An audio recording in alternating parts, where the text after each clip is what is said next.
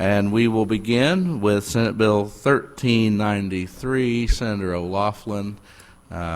Please come forward. You may proceed when ready.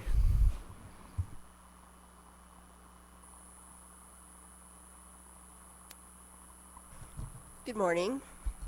Thank you for hearing this. I think most of you may remember the Recovery High School that we passed. I know Senator Arthur's very familiar with this. Anyway, included in that bill, or we had additional money available for the school to start implementing it and hire staff so that they could be ready when they were ready to open. However, we need a date change on that. So that's what this bill is about, because the school cannot access the money. So we wanted to change. Under current statute, the school district must submit a proposal to operate the Recovery High School by December 1st of the school year preceding the beginning of operation. This bill moves that submission date to July 1st of the preceding year of operation. Thank you for that presentation. Any questions for the bill sponsor from the committee? Seeing none, thank you again for being here. We will pause. Did you have any further comments, Senator? Oh, okay. We will pause here and establish a quorum. Mr. Secretary, please call the roll. Senators Trent, Here. Coleman, Arthur, Beck, Brown, Carter, Fitzwater, Gannon, Razor, Rowden, Thompson Rader. All right, excellent. We will now resume the public hearing for Senate Bill 1393. Any here to testify in favor? Please come forward. Make sure you filled out a witness card and proceed when ready.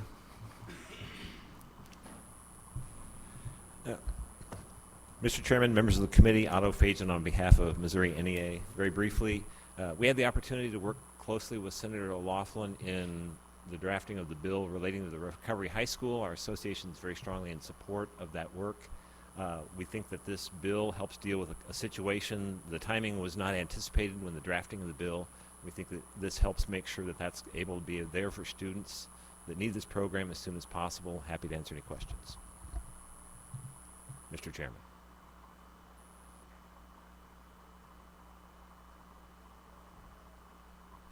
Questions for this witness from the committee? Seeing none, thank you for being here. Further witnesses testify in support.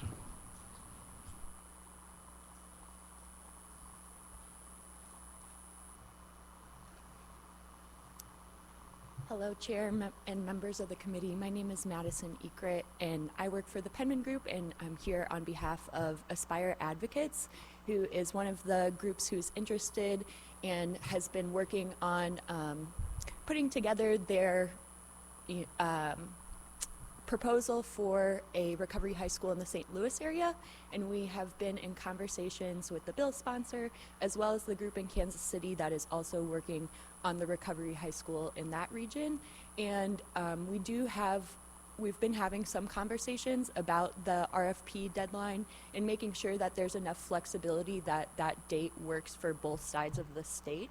And we're continuing those conversations with school districts as well as Senator O'Loughlin. So I just wanted to note that this is something that we're still in conversation about. We appreciate her bringing this bill forward to make sure that it works for both sides of the state, but we're still working in conversation with school districts and the sponsor to make sure that it fits for everybody. So thank you. Thank you for that testimony. Questions for this witness from the committee? Seeing none, thank you again for being here. Further witness testify in support. Seeing none, are there any witnesses here to testify in opposition? Seeing none, are there any witnesses here to testify for informational purposes only? Seeing none, that will conclude the public hearing on Senate Bill 1393. We will next go to the public hearing for Senate Bill 976. Senator Fitzwater, please proceed when ready. Thank you, Mr. Chair, members of the committee. Travis Fitzwater, 10th Senate District. Senate Bill 976 is a STEM fund and program, career awareness activity program. The point of this, I've had STEM bills in the past. I think the desire to get STEM career awareness into middle schools, high schools, even elementary schools, to let kids know what's available in the market is really crucial.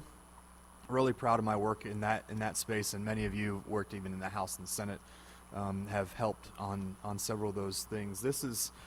I went to Wentzville last year and but I met with some kids at the school who were doing incredible things. They were innovating in health science. They were creating products that are fighting cancer. They're doing some incredible work through this program, and I just think that kids across the state ought to have access to something like this, because I think the impact that they're having at such a young age is incredible. So that's the first part of it, is having this STEM career awareness activity program. And then the second part of it is that we would have a social media policy in the state that would train through DESE, give schools resources to train or have a desire to train kids on what the ills of social media and what's going on there. And I think there's a kind of a tendency to swing this pendulum towards regulating the tech companies and doing a lot of that effort. But I think what's maybe more impactful is just giving kids information, giving them training, giving them understanding of the ins and outs of social media at an earlier age, putting it in front of them, because this is so prevalent, but we're not doing anything to really interact with them in any formal way on what's going on with social media and how it's impacting them. So it's kind of a two-part bill. I'm more than happy to negotiate on what this looks like. I just want either one of these provisions are important. I think having, in particular, the part I'm really excited about is providing opportunities in the STEM space. I think what Science Coach has done in Wentzville is incredible.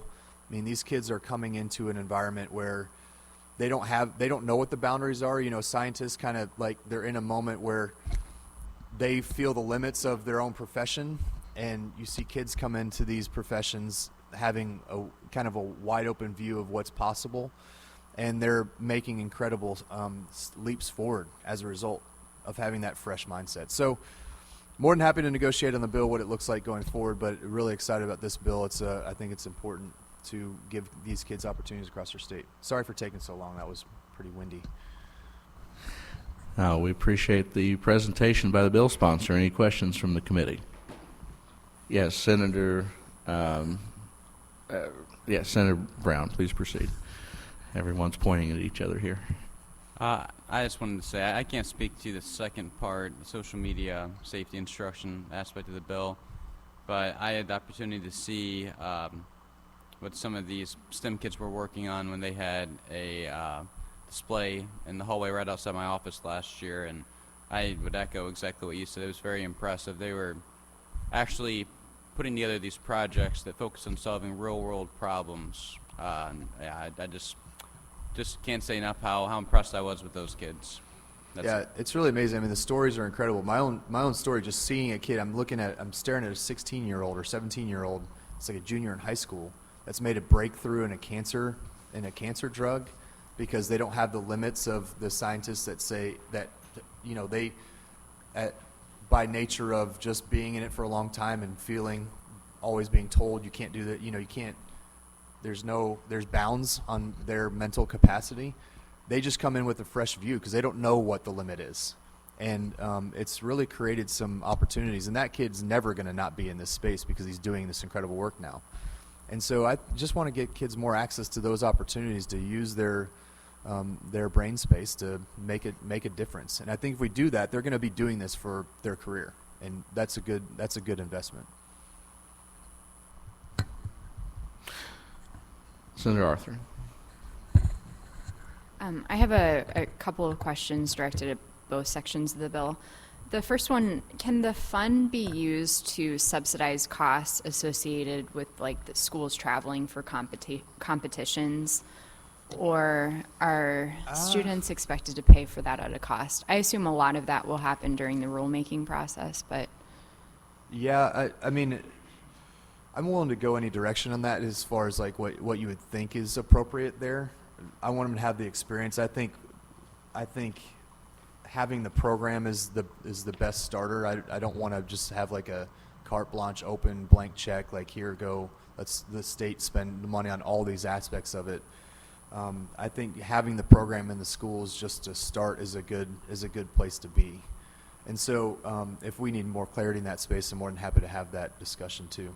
Yeah, and I'd like to see maybe a more generous rule around what it can be used for to increase accessibility for competition, stuff like that. I can be convinced. I guess, is it necessary to have legislation to do this, or are schools empowered to do this on their own? Schools are doing it if they have some resources available. Okay. I think kind of opening up some resources in these specific areas where there's a huge need in our economy, like, makes a lot of sense. And over my years working on stuff like this, I've just seen the success of that, exposing kids to very specific career paths, because they don't know until they get to college and they go out on their own and they're, finally have to think on their own a little bit, that these things are, just exposing them to these things earlier, I think benefits us greatly.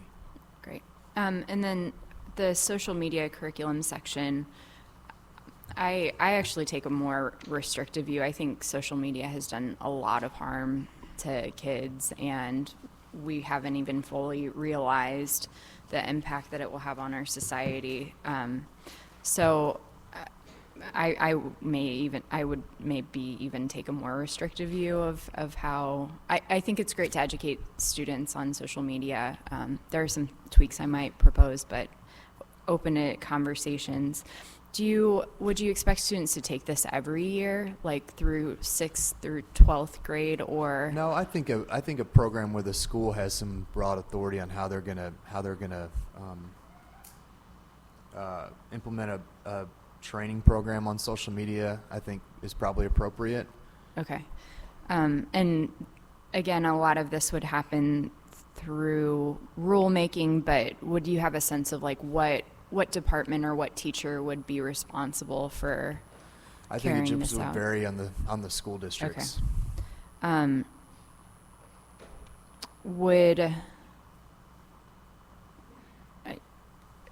It says that students shouldn't be allowed, a school district would prohibit students from accessing social media platforms unless a teacher decides to use it solely for educational purposes. And I'm trying to imagine, I know teachers are very creative, and that's probably a great way to engage students based on their interests, but I'm trying to imagine like a lesson that would be appropriate, that would involve social media. I think educating, there's so many things about social media and how it's impacting our brains, our neurology, our growth, that I think it could go down so many different paths. And I don't claim that the language is perfect, so if there's some space where we say, hey, we need to think about it, or we need more time on that, there's a lot of ways to go about it, but I'm open to about anything in that space. Would you consider applying this to the Missouri Senate? Yes. Okay, yes. great. In our You have my rulemaking vote then. process, I would consider a social media training policy. Thank you. Senator Beck. So I never thought I would say this, but I am kind of the opposite a little bit.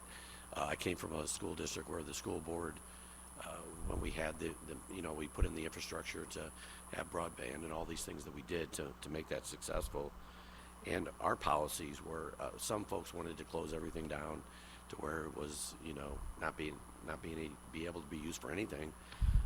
I've always been the person that wants to say, let's leave it open and then close it down as you need it, as you need to do things for certain. And not all individuals are the same. Not all individuals will abuse something. So I like the media literacy. I like some of these things that are, I'm not too sure about the shalls towards the end on 6 and 7.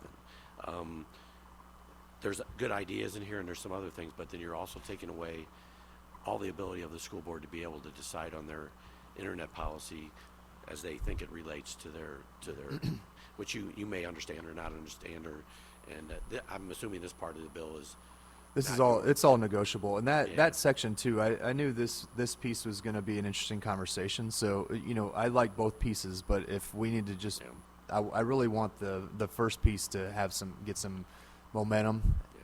And if this, if it's too much for folks, I'm happy to strip portions of it out and say, how do we give school districts some ability to go to their students and give them some training. I'm of the opinion that, like you, banning everything and saying this is no good when it's happening outside your walls is not a good policy. Right. It's not a great way. To try to ignore it probably just exacerbates our problems. Yeah. And I'm actually I'm with this. I can't believe I'm to the left of the senator on this a little bit, but also I think that the adults need this more than the kids do. And I think that's the issue that I've seen. So, but if we can look at these as we go forward. I'm happy to have any discussion around that language that you see fit and what needs to happen for it to move forward. Appreciate it, Senator. Yeah. Thank you. Further questions from the committee for the bill sponsor? Seeing none. Witnesses here testify in support. Senate Bill 976, please come forward, make sure you fill out a witness card, and proceed when ready. Good morning. Katie Gamble here on behalf of BioSTL. Want to go on record in support of Senate Bill 976 and thank the senator for bringing it forward, specifically on the STEM awareness activity program piece of the legislation, and really how it builds on the work that both the senator and the legislature have done as far as the STEM awareness bill, the piece about the activity program that we're trying to set up that I think is unique is that it really sets measured outcomes. The provider is required to show these outcomes that, they're helping teachers improve their instruction around STEM, they're helping students get interested in STEM, and we're seeing them move on to do, STEM related degree programs and then ultimately end up in STEM career fields. And then just always like to point out that all of this is subject to appropriations, and really the key piece is setting up a fund so there's the ability to put some money in so that we can get programs like this that are working in school districts in certain areas of the state, across the state, so that as many students as possible have access to those types of programs. Questions for this witness from the committee? Seeing none.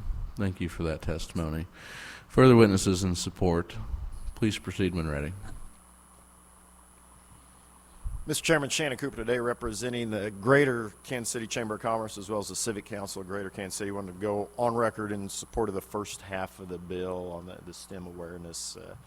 As you can imagine, the Kansas City region, we have a huge emphasis on engineering degrees. Programs like this obviously help keep our students updated, interested in those programs, and our ultimate goal is that they stay in the KC region and become productive citizens and engineers. Be happy to answer any questions. Questions for this witness from the committee? Seeing none. Thank you. Thank you again. Further witnesses in support? Good morning. Kara Corches on behalf of the Missouri Chamber of Commerce and Industry, also in support.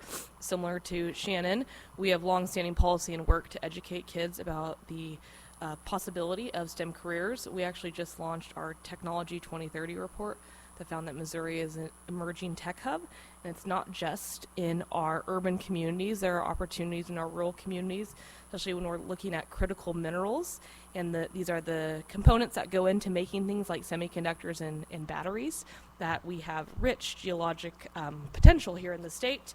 We also know we're a top 10 state in technology manufacturing, and that is making things like semiconductors, computer chips, as well as we are a top 10 state in energy technology. And so with these potential opportunities, we want to make sure our next generation of the workforce is prepared and ready to take these jobs. So it's the first half of the bill is what we're focused on, and we are proud to support it again this year. Questions for this witness from the committee? Seeing none, thank you for being here today. Further witnesses in support?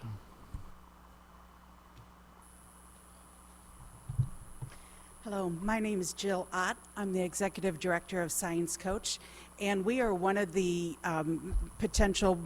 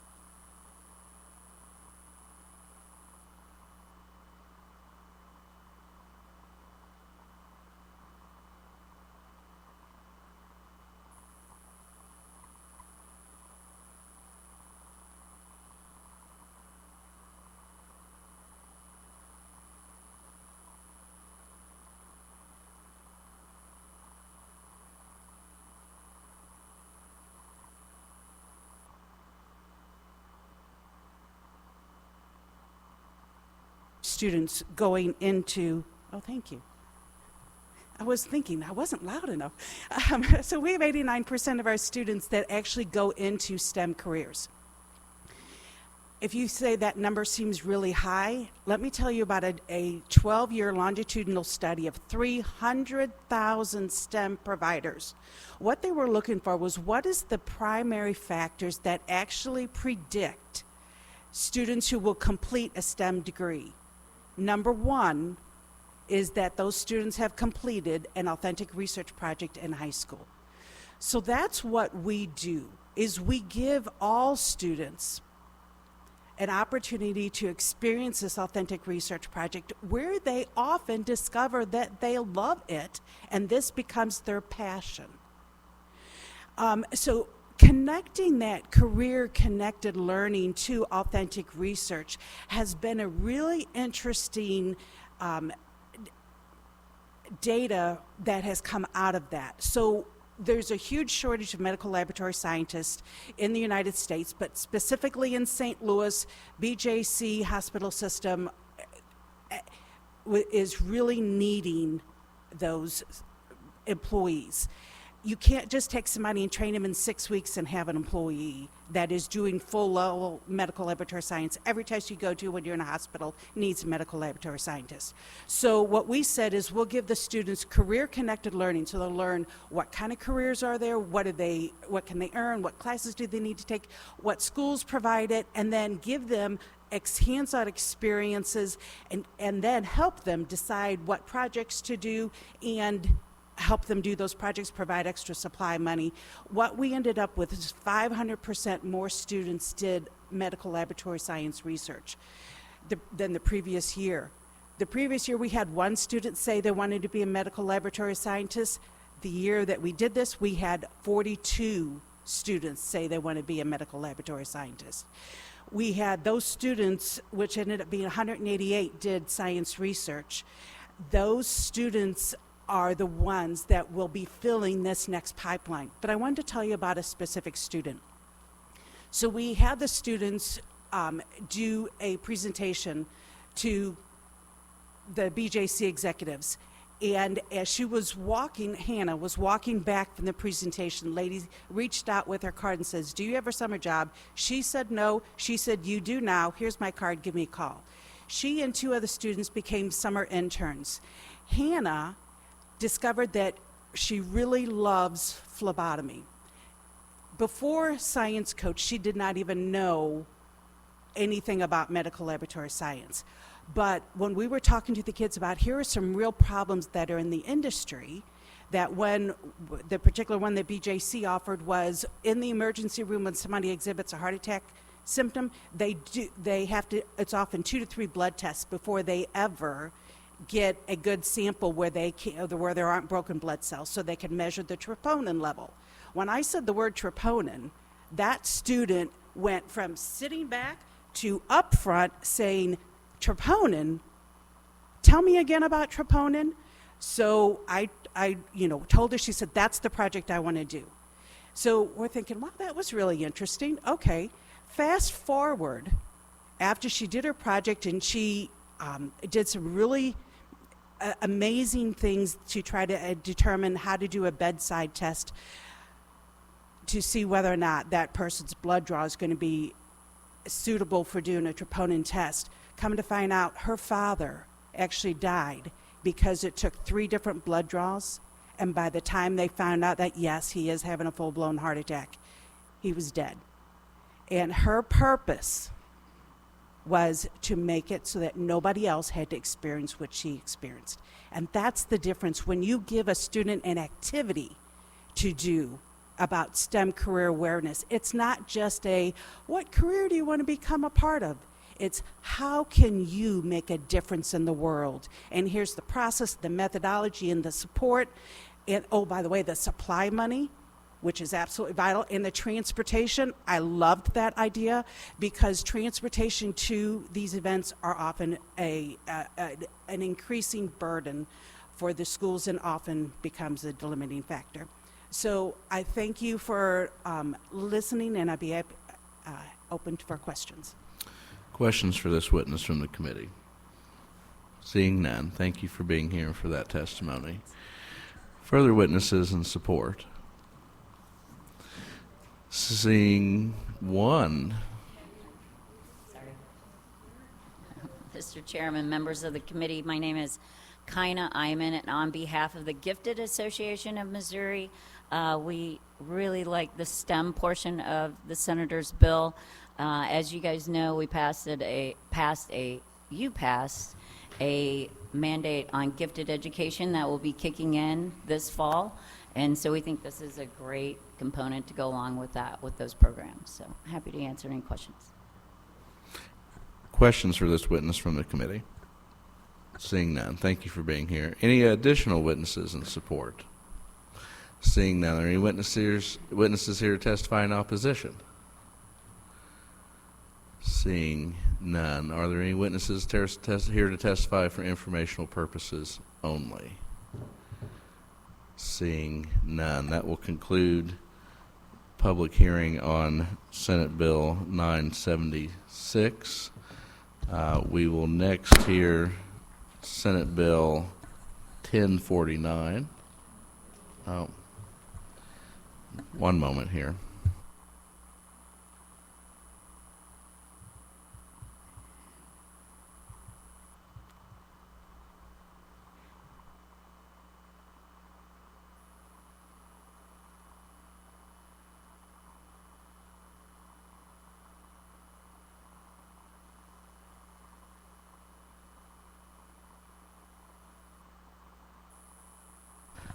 Okay, we will come back to the Senate hearing on 1049 in a moment. We've got some members that need to leave committee, and so we want to go ahead and go into executive session.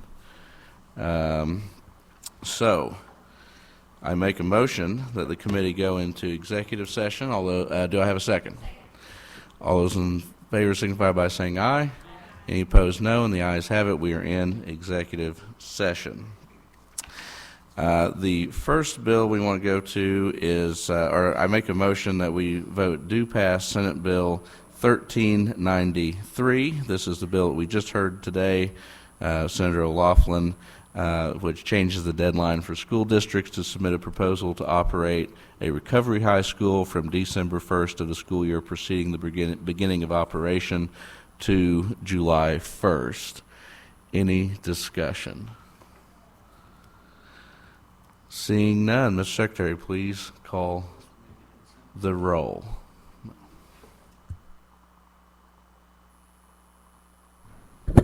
Senators Trent, Aye.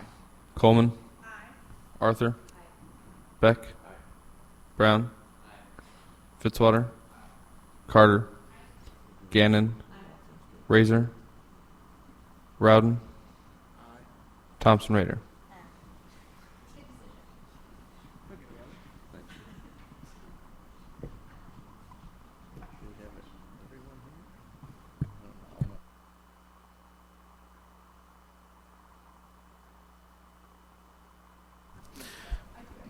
By your vote of 11 ayes and 0 noes, you have voted do pass Senate Bill 1393.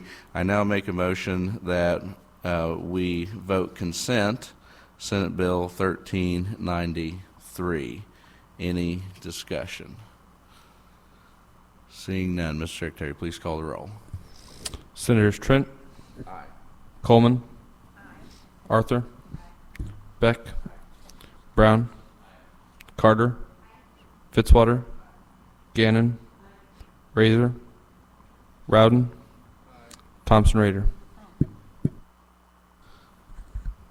By your vote of 11 ayes and 0 noes, you have voted to move out Senate Bill 1393 consent.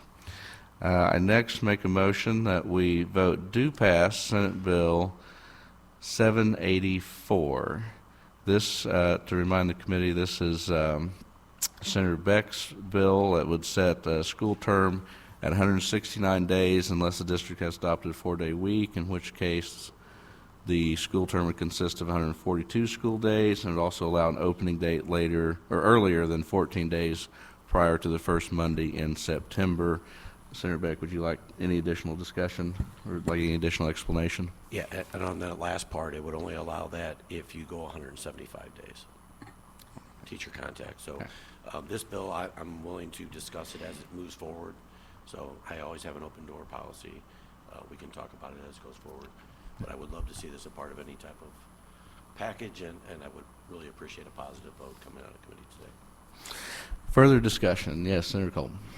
I just wanted to let everyone know that I'm going to pass, and if you need the vote to get it out of committee, I will vote for you, but I have significant concerns because there is a district in my district that has gone to 4 days, and I was literally inundated with phone calls and emails from parents and staff who enjoy having a 4-day week. So I would ask that we have a carve out for Jefferson County if this is some part of a broader deal, because Grandview School District is pleased as punch with how this is working.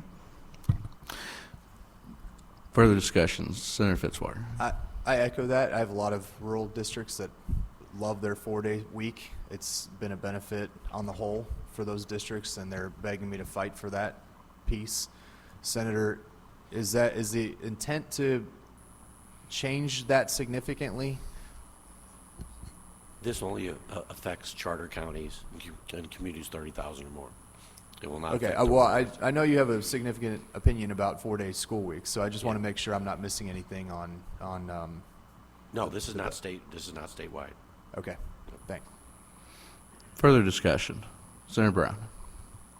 I just want to state that I agree with the premise of the bill. I believe that children should be in school 5 days a week for a number of reasons.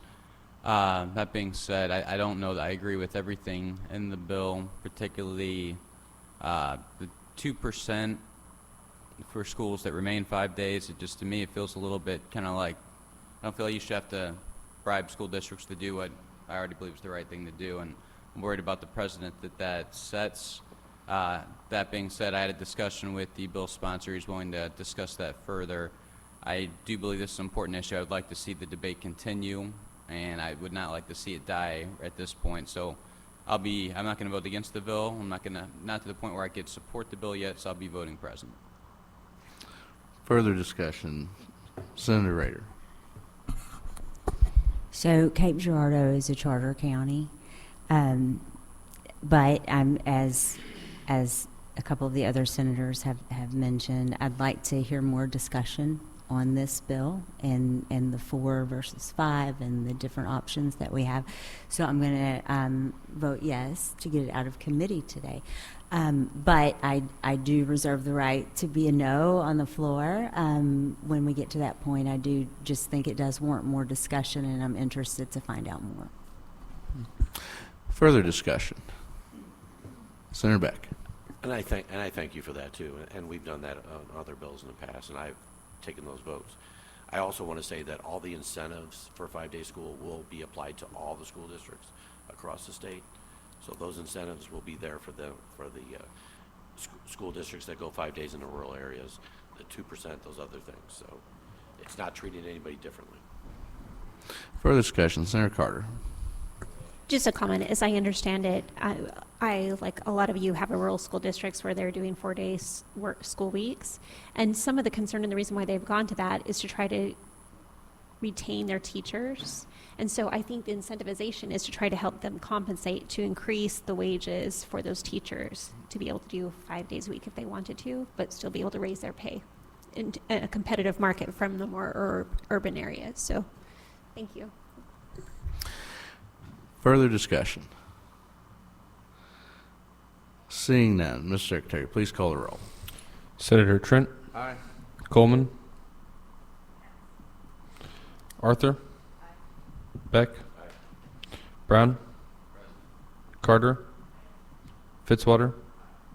Gannon. Razor. Rowden. Thompson Rader.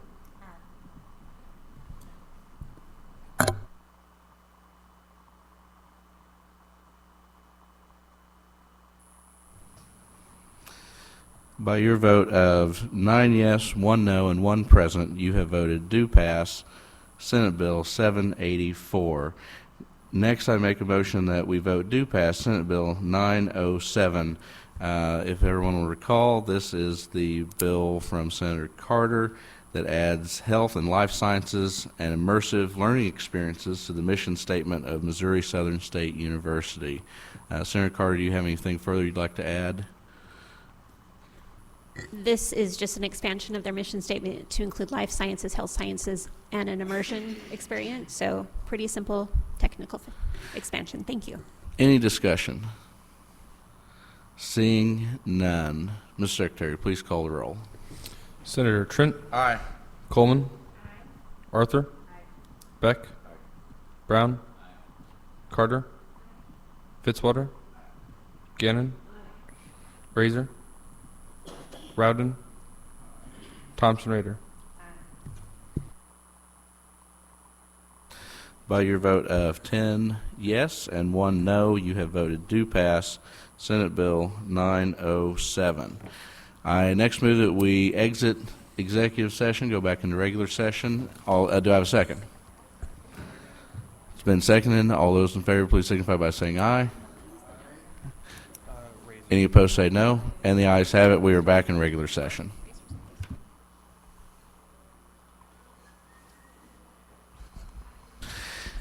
And we will begin the public hearing for Senate Bill 1049. Senator Fitzwater, please proceed when ready. Thank you, Mr. Chair, members of the committee, Senator Fitzwater, 10th District.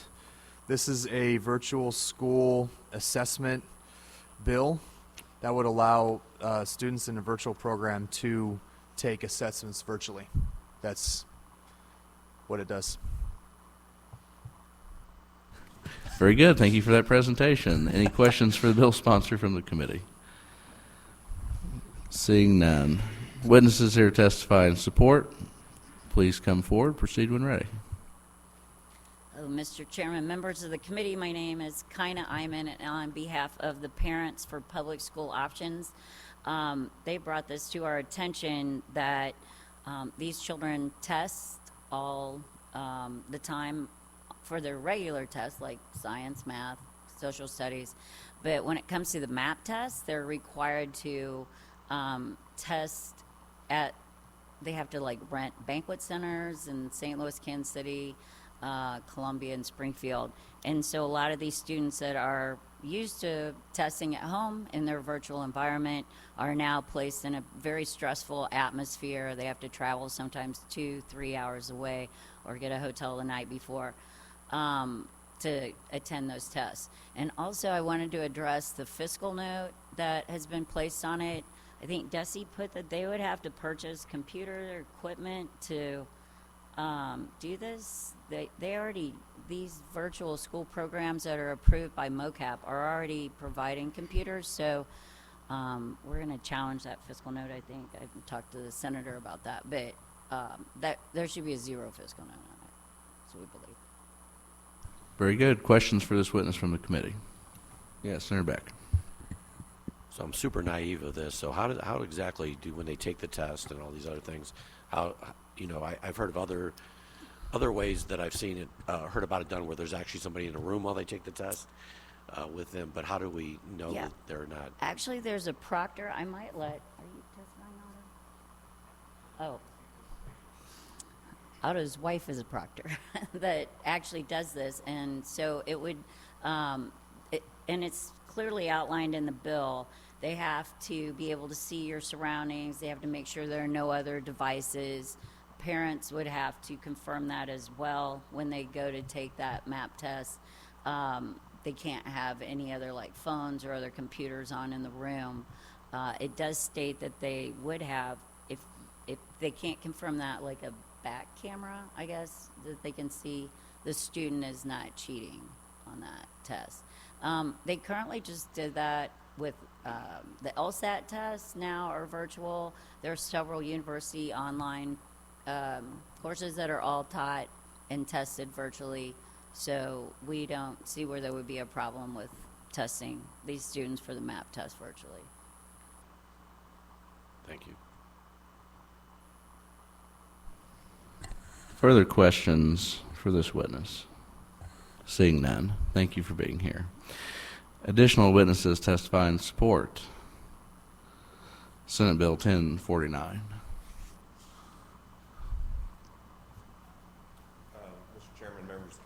Hemphill here on behalf of Connections Academy. Kind of did a really good job of summarizing this. We do have the technology to ensure that the student is the one taking the test and there isn't any cheating or nefarious activities going on. So we want to go on record in support of the bill. Very good. Questions for this witness from the committee? Seeing none, thank you for being here. Further witnesses in support?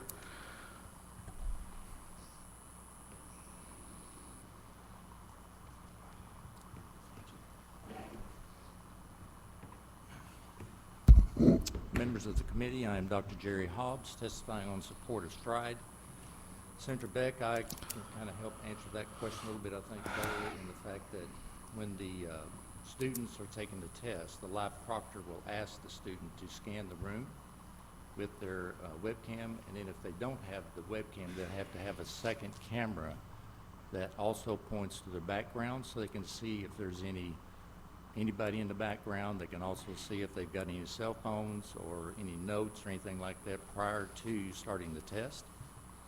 So that's all done to ensure that, you know, the student is by themselves and they are, you know, secure in taking the test. And when the test is done, then as a student is submitting that test, then the proctor that's there has to also verify, you know, that that's been done, that the student is the one who did that. So if there's any other questions, I'd be happy to answer. I can also state there's like, I think about 7 or 8 states already doing that right now, and it's working fine for them. And like kind of testified before, you know, the LSAT, CLEP test, GREs, several other places are using that same system to do that. Thank you for that testimony. Questions for this witness? Senator. The 7 or 8 states, what states are those? I have it written down back there. California, Oregon, Idaho, Virginia, let's see, West Virginia, and a couple other states. Okay. I don't have them memorized. Thank you. Those are done now. Further questions for this witness? Seeing none. Thank you for being here. Additional witnesses in support? Seeing none. Any witnesses here to testify in opposition? Seeing none. Any witnesses here to testify for informational purposes only? Is this a support or an information or okay, informational. Very good. Since Autophagy on behalf of Missouri NEA, since kind of called me out, I will mention my wife's a retired PSRS system teacher, but she works for Mizzou Academy. They have students who are not part of MOCAP.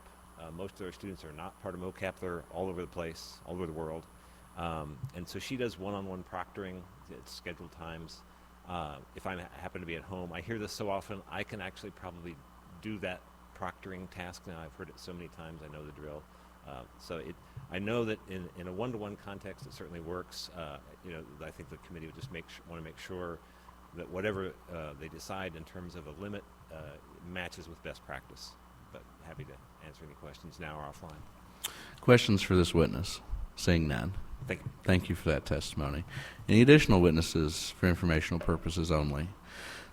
Seeing none, that will conclude the public hearing on Senate Bill 1049. No further business coming before the committee. We are adjourned.